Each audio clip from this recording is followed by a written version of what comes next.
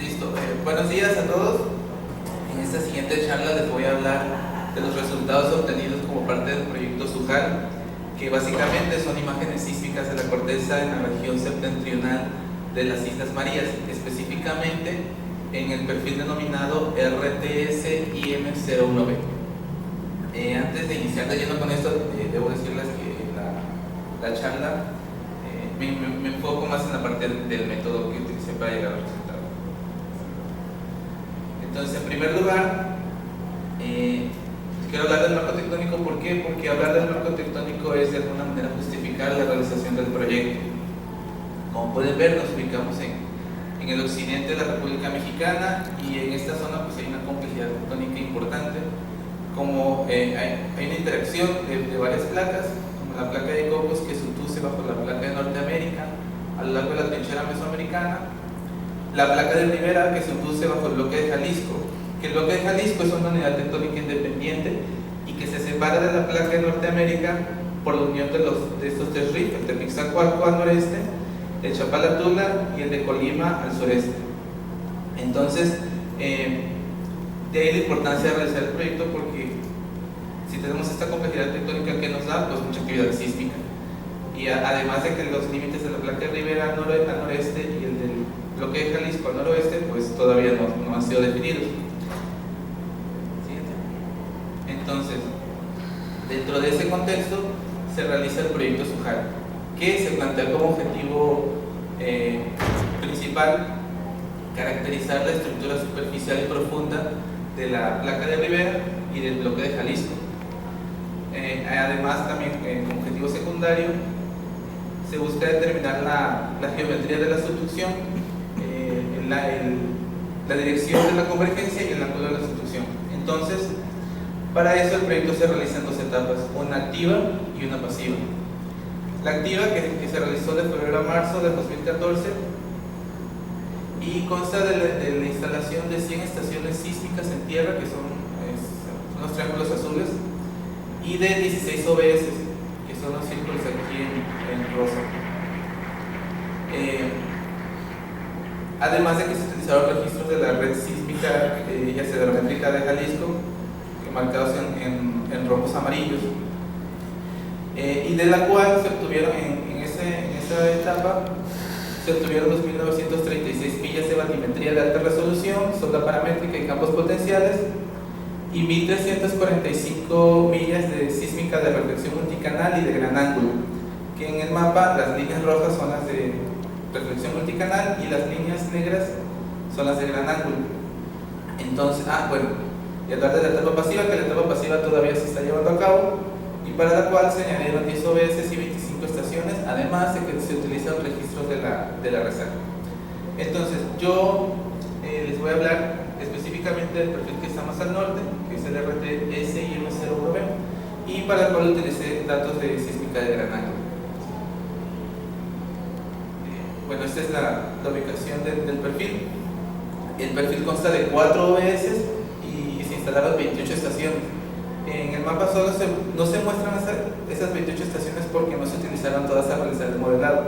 Solo se escogieron las que tenían una mejor relación señal-ruido, y son las que se muestran en este mapa. Y como los puntos A y B son el inicio y el fin de la línea de disparo que se realizó en el barco, y que tiene una longitud de 110 kilómetros. El perfil en total tiene una longitud de 240 kilómetros y, como pueden ver, es perpendicular a la línea de costa. Bueno, ¿qué era lo que registraron estas estaciones OBS? Pues cañones, disparos de aire comprimido, perdón. Y estos disparos se realizaron con 14 cañones modelo Bolt G-Cons, con una capacidad de 6.800 pulgadas cúbicas y con un intervalo de disparo de 120 segundos. Siguiente. Para el procesado de datos, de cada estación de OBS obtuvimos ensamblajes sísmicos, y les voy a mostrar unos ejemplos. Este es el ensamblaje del OBS1. En la parte superior tenemos la batimetría de la línea de disparo, que son 110 kilómetros, la profundidad a de metros, y en la parte inferior tenemos el ensamblaje. En el eje X tenemos la distancia offset, que es distancia de fuente receptor, y en el eje Y el tiempo reducido con una velocidad de reducción de 6 km sobre segundo. Este ensamblaje pues ya está interpretado, como pueden ver. ¿Y qué veíamos? Del lado izquierdo, a partir de los 5 hasta los 15 kilómetros, vimos fases en la capa de sedimentos con una velocidad aparente de 4.7 km sobre segundo. Y del lado derecho, los primeros 5 kilómetros, veíamos igual fases en la capa de sedimentos con velocidad aparente de 3.7 km sobre segundo.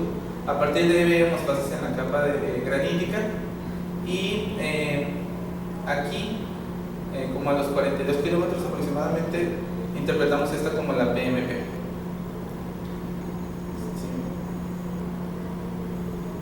Bueno, esta es un ensamblaje de una estación, una disculpa porque es una estación, la estación L319, que si lo ubicamos dentro del perfil, es la estación que está más alejada de la línea de disparo. Entonces, por estar más alejada, nos da información de las capas más profundas. Aquí, bueno, estas no son PMP, obviamente, esta es una fase en la primera discontinuidad del manto y esta es una fase en la segunda discontinuidad. Bien, para el modelado, con los ensamblajes sísmicos obtuvimos los datos necesarios de tiempos y distancias para realizar el modelado. Para el modelado se usó el software de Sergi Smith, basado en una teoría de rayos, y hicimos un método directo y un método inverso. Con los datos de tiempos y distancias hicimos trazados de rayos y también hicimos sismogramas sintéticos.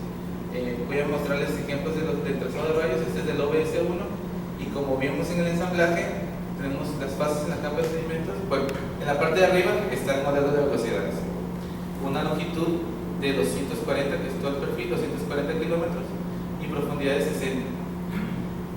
Y en la parte de abajo vemos esta relación de datos observados con datos calculados. Los observados son las líneas verticales y los calculados la línea continua.